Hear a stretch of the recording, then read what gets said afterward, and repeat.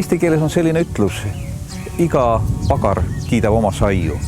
No näiteks filmimees filme, mina olen keeleinimene ja mina tahaks keeleasjadest rääkida. Ma olen ise õppinud keeleteadust ja töötanud palju aastaid keelevaldkonnas. Seega väärtustan keelt õppimist, keelt õpetamist ja muud sellega seonduvat.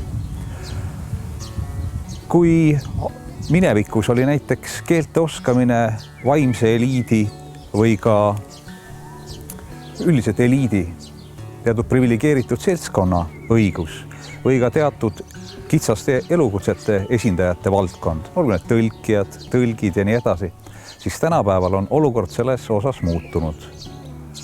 Keelte oskus kuulub peaaegu iga ameti juurde. Isegi nende ametite juurde, kus traditsiooni järgi tehakse tööd ja teenitakse leiba kätega ja mitte suuga.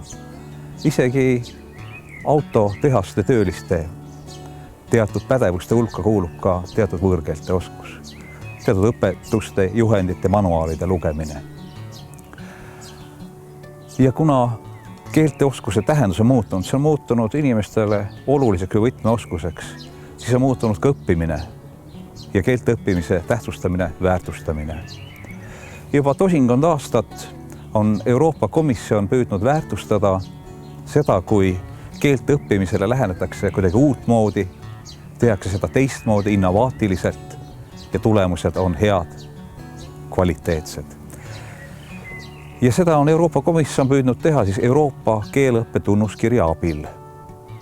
Euroopa keeleõppe tunnuskiri ongi diplom, mida annavad välja koos 2 institutsiooni, Euroopa Komisjon, seal on siis allkirja andnud Euroopa Komisjoni mitmekeeluse volinik ja Eesti poolelt siis Vabariigi haridusteadusminister.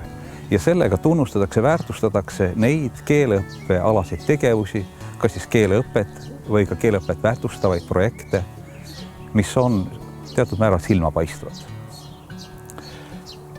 Üldjuhul määrab Euroopa Komisjon, millised kriteeriumid peaksid sellistel projektidel või tegevustel olema.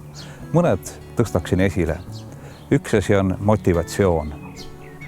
Nad peavad tõstma õppijate motivatsiooni, olema huvitavad, köitvad. Teine oluline tunnus kindlasti on olnud teatud lisaväärtus, kas kvantiteet või kvaliteet. Kvantiteet näiteks võib olla see, et on hõlmatud võimalikult palju erinevaid keeli, mida selle projektiga saaks õppida või õpetada. Või ka kvaliteet, see on siis, et jõutakse teatud heale tasemele keeleõppes. Oluline on kindlasti ka see, et väärtustatakse erisust ja erinevust, tõstetakse esile ikkagi erinevad keeled, et ei halvustata mingit keelt või keelterühma. Aga iseenesest on nii, et ka iga liikmesriik, kes Euroopa keeleõppe tunnuskirjaga on liitunud, saab mingid omad eelistused ja paremused esile tuua. Eestis tegeleb Euroopa keeleõppe tunnuskirja projektiga Sihtasutus Archimedes, nii et huvilistel tasub selle koduleheküljelt materjali hankida.